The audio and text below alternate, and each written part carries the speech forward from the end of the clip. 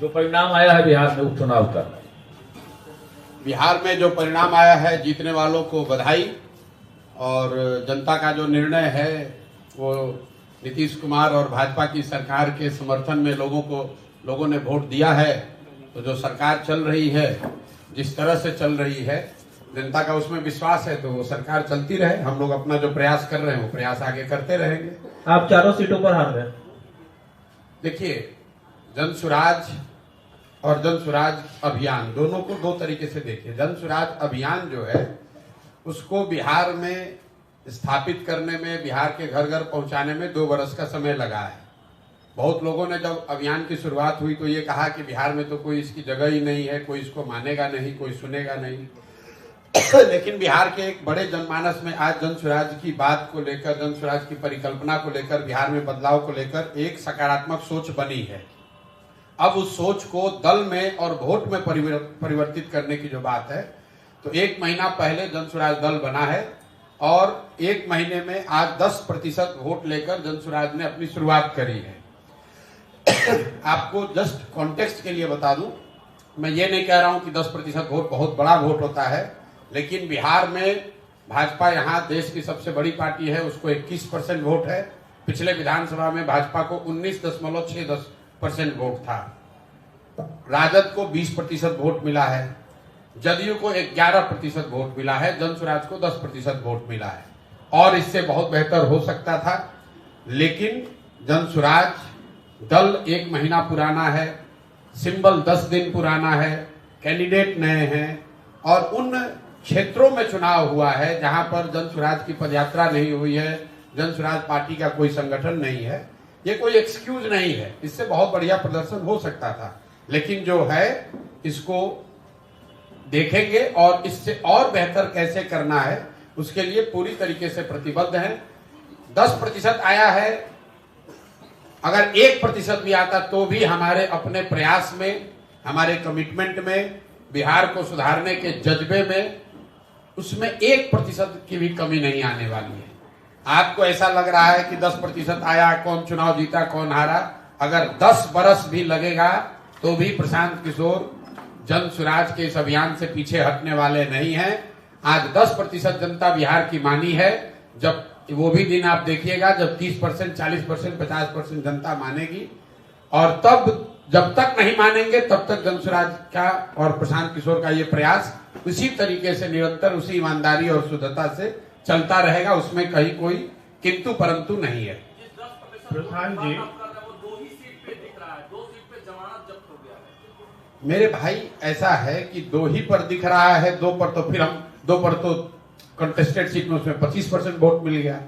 Overall Jan Suraaj को जो 70,000 vote मिला है, मैं उसकी बात कर रहा हूं, कंटेस्टेड सीट की बात नहीं हो रहा। कंटेस्टेड सीट पर कितना वोट शेयर है वो तो अलग अलग देखना पड़ेगा। मैंने ये कहा कि कुल जमा 1-1.5 महीने पुरानी पार्टी है। जन सुराज अभियान, मेरी पदयात्रा, मेरी सोच, ये परिकल्पना, बिहार में सही लोगों को साथ में लाकर एक नई व्यवस्था बनाने का प्रयास, वो 2 साल पुराना है। उसको लेकर आप जाइएगा आज समाज में, आप लोग भी पत्रकार हैं, जाकर देखिए। 50%, 60% से ज्यादा लोग उसको सही मानते हैं, ये मानते हैं कि इस तरह का प्रयास होना चाहिए। जो बात जन सुराज में हम लोग कर रहे हैं उसको बेहतर बताते हैं, लेकिन उस सोच को समझना, उसको एप्रिसिएट करना और उसके आधार पर वोट करना, दोनों 2 बात है। वोट तब होगा जब दल की उस तरह की संगठन की व्यवस्था होगी और जो लोग जन सुराज के परिकल्पना से प्रभावित हैं या जुड़े हैं, उस सोच से जुड़कर वो वोट भी करें। उसके लिए और बेहतर प्रयास करने की जरूरत है।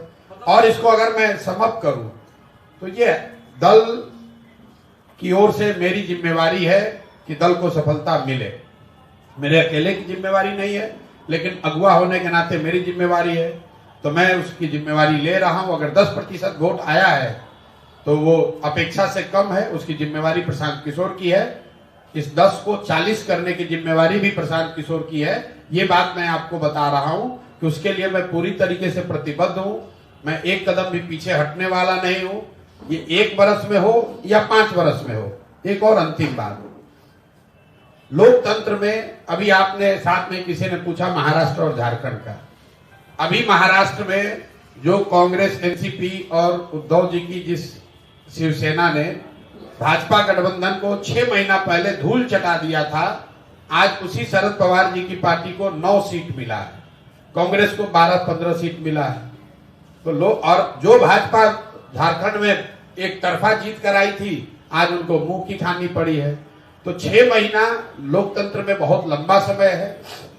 बिहार के चुनाव एक अभी से 12 महीने के बाद है।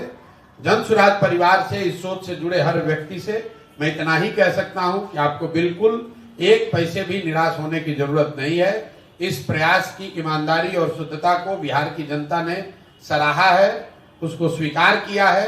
अब उसको वोट में परिवर्तित करने की जो कवायद है वो अगले 1 साल करेंगे, मेहनत से करेंगे और ज्यादा प्रयास करेंगे। और मेरा अपना मानना है कि अच्छा ही रिजल्ट आएगा। मानते हैं कि प्रधान जी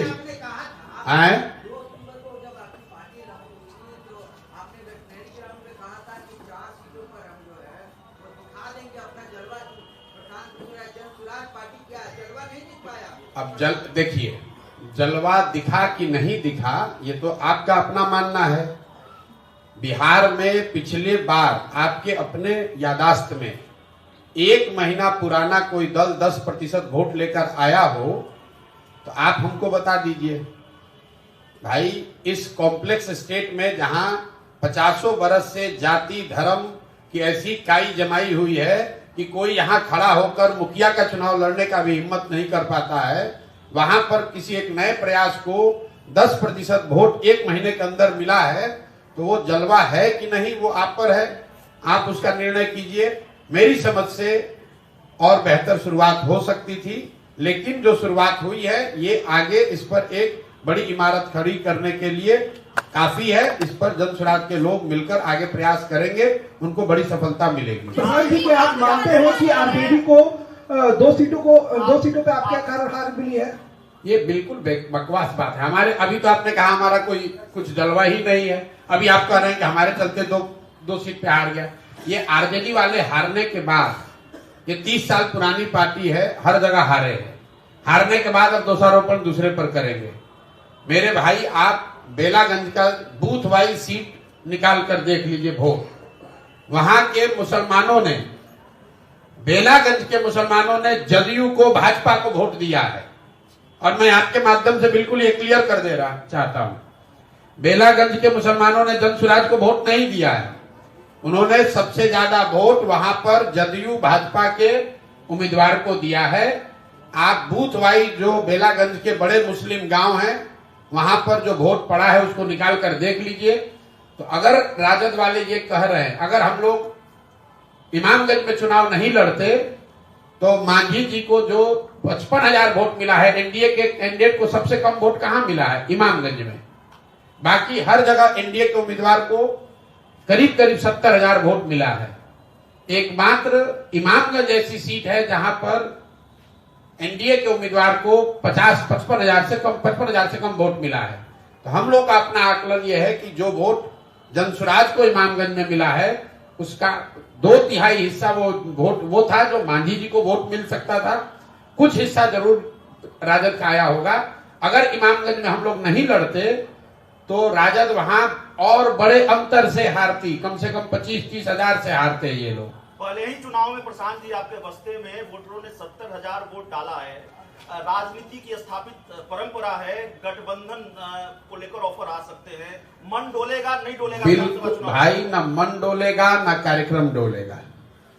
जन सुराज को सुधारने, जन सुराज का जो अभियान हमने शुरू किया है वो 10% वोट के लिए नहीं है, 30,000 वोट के लिए नहीं है, किसी को जिताने हराने के लिए नहीं है, बिहार में व्यवस्था परिवर्तन के लिए है।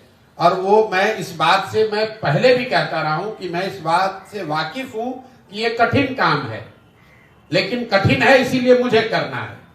मुझे ये इस बात का एहसास है कि इसको करने में 10 वर्ष भी लग सकता है, लेकिन आप मत घबराइए, हम 10 वर्ष भी अगर लगेगा तो करे बगैर नहीं मानेंगे, बिल्कुल किया जाएगा। 10% वोट बिहार में ये साधारण बात नहीं है। जो लोग आप पत्रकार हैं, राजनीति कवर करते हैं, कौन दूसरा दल है जो यहाँ 3 दल रूलिंग दल है जो गठबंधन में लड़ते हैं, पिछले बार विधानसभा चुनाव में भाजपा को 19.6% वोट आया है बिहार में। 19.6% भाजपा को वोट आया है। देश की सबसे बड़ी पार्टी है और हम लोग 1 महीना पहले पार्टी बना है। सिंबल जन स्वराज को 1 नवंबर को मिला है।